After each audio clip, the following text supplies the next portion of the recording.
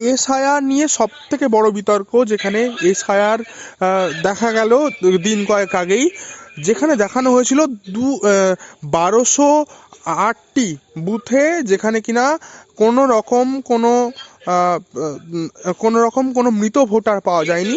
এবং পরবর্তী সময়ে যেটা যখন ইলেকশন কমিশন তরফ থেকে তার রিপোর্ট চাওয়া হলো, সেটা নেমে গেল 480-তে। এবং পরবর্তী সময়ে এখন এসে দাঁড়িয়েছে সাতটি এমন বুথ যেখানে কোনো মৃত ভোটার নেই। ইলেকশন কমিশন চাইছে যে এমন কোনো বুথ নেই, এটা শূন্যতে আসতে পারে, এমনটাই ইলেকশন কমিশনের আশঙ্কা। তো এখনো পর্যন্ত মৃত ভোটার নেই কোনো বুথে, সেটা 1207, 1208, সেখান থেকে নেমে দাঁড়াচ্ছে 7টি। এখানেও কি কারচুপি? হতেই পারে কারচুপি। আবার দেখা যাচ্ছে যে 29 লক্ষ প্রায় ভোটার অলরেডি নাকি বাদ গেছে, এটাও ইলেকশন কমিশন জানাচ্ছে তাদের অফিসিয়াল ওয়েবসাইটের মারফত। এখনো পর্যন্ত সারা পশ্চিমবঙ্গে মৃত ভোটার তারা পেয়েছে। এবং আরেকটা বিষয় হচ্ছে যে পরশু দিনের আমি একটা ঘটনা বলতে পারি, এমন একটা ঘটনা যেখানে তারা বলছে যে এরকম পাওয়া গেছে 29টা বুথ যেখানকার বেশিরভাগ ভোটারই প্রায় মৃত। এবং তারা বলছে যে এত মৃত ভোটার থাকলে সেই 29টা বুথ উঠে যেতে পারে, কারণ তাদের অল্প সংখ্যক ভোটার থাকলে অন্য বুথের সঙ্গে একাস্টাম্প হয়ে সেখানে তাদের ভোটটা হয়ে যেতে পারে। এই খবরটাও রয়েছে। অনেক ধরনেরই খবর রয়েছে, কার সঙ্গে কার কি নেক্সাস এটা বোঝা যাচ্ছে না। অ্যাকচুয়ালি বিজেপি কতটা চেষ্টা করছে তা আমি জানি না। এখন দেখুন, রাজ্য সরকারি কর্মচারী, আমি তাদেরকে খারাপ ভালো কিছুই বলবো না, কিন্তু কিছুটা তো ফেভারেবল জায়গা থাকতেই পারে, কারণ তারা রাজ্য সরকারের বেতনভুক্ত, রাজ্য সরকার তাদের সমস্ত কিছু দেখাশোনা করেন, সুতরাং এই জায়গায় ভুল ভ্রান্তি কিছু আসতেও পারে। আরো এখনো তো দেখুন 7-10 দিন এক্সট্রা টাইম দেওয়া হয়েছে, সেই সময়টা পেরোলে হয়তো আমরা আরো স্পেসিফিক্যালি ব্যাপারটা নিয়ে আরো ক্লিয়ার হতে পারবো। সৌমিতা, তাহলে কি আগামী দিনে ওই 7 বুথ যেখানে কোনো মৃত ভোটার নেই, সেটা কি শূন্যতে আসতে পারে? যেই 7 বুথে এখনো পর্যন্ত কোনো মৃত ভোটার পাওয়া যাচ্ছে না, মৃত ভোটারহীন 7টি বুথ, সেটা কি একেবারে শূন্যতে নামতে পারে? হতেও পারে, কি হবে এখন, মানে এটাও তো একটা অবিশ্বাস্য ব্যাপার। একদম তাই। 2001 সাল থেকে 2000 আজকের 25, প্রায় 24 বছর পার করেও কোনো বুথে একটা ব্যক্তিও মারা যাননি বা মৃত্যু হয়নি। মৃত্যু কারোর জন্যই শুভকর নয়, কিন্তু এটা কি বাস্তবসম্মত? আমার তো মনে হচ্ছে না। এর মধ্যে কিছু গোলযোগ থাকতে পারে, কিন্তু এখনো দেখুন কোনো অফিসিয়ালিও তারা বলছে না, যা বলছে তারা আনঅফিসিয়ালি বিভিন্ন রকম স্টেটমেন্ট আসছে।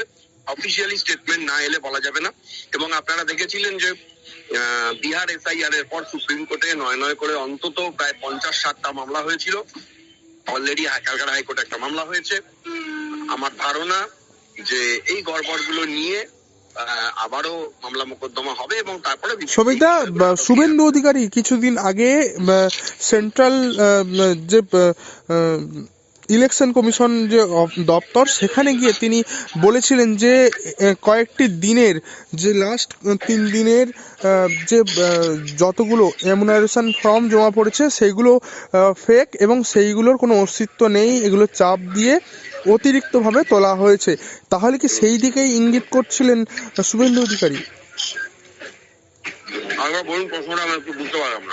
শ্রমিকদা, মানে দিন কয়েক আগে এই ইলেকশন কমিশনের দপ্তরে, কলকাতার দপ্তরে শুভেন্দু অধিকারী তিনি গিয়ে ডেপুটেশন জমা দিয়েছিলেন এবং তিনি বলেছিলেন প্রায় সেই তৎকালীন দিনের গত 3 দিন যে কটি নাম জমা পড়েছে, সেই নামগুলি এমুনারেশন যে ফর্ম জমা পড়েছে সেইগুলো ভুল হওয়ার সম্ভাবনা সব থেকে বেশি, সেগুলো আবার অডিট করে দেখা হোক এবং খতিয়ে দেখা হোক। তাহলে কি সেই দিকেই ইঙ্গিত করেছিলেন শুভেন্দু অধিকারী?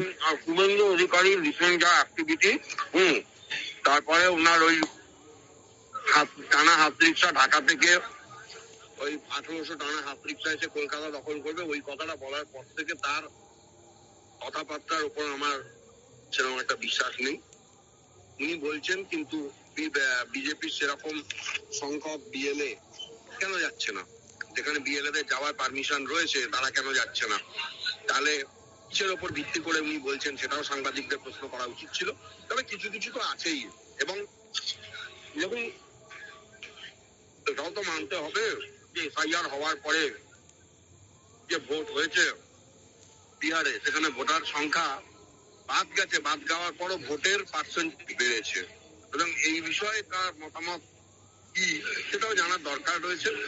তবে বিজেপি যেভাবে মানে ম্যারাথন ধরে এগোচ্ছে সারা দেশে, সেক্ষেত্রে তার কথার কিছুটা গুরুত্ব দেওয়া যেতে পারে।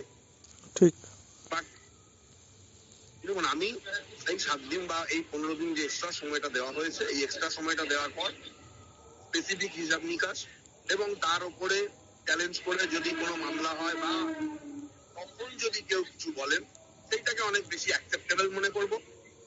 ধোঁয়াশা একটা বিষয়, এখনো কোনো অফিসিয়াল স্টেটমেন্ট নেই, অফিসিয়াল কোনো কিছু আসছে না। সেই বিষয়ে যারা বলছেন জাস্ট হচ্ছে তাদের কর্মীদের উদ্বুদ্ধ করার জন্য, রাজনৈতিকভাবে একটা প্ল্যাটফর্ম তৈরির জন্য। সাধারণ মানুষের, যেমন সাধারণ মানুষ তো একটা জিনিস চায় যে হচ্ছে যে সেটা ক্লিয়ার হোক, সমস্ত জিনিসটা ফেয়ার হোক, কোনো আনফেয়ার কোনো কিছু না হোক, কোনো গন্ডগোল না হোক। কিন্তু কতটা করতে পারবে সেটাও একটা ফ্যাক্টর। শুভেন্দু অধিকারী বলছেন, বিরোধী দলনেতা হিসেবে তিনি বলতেই পারেন, কিন্তু সময় কথা বলবে, সময়ই শেষ কথা বলবে। ধন্যবাদ শ্রমিকদা।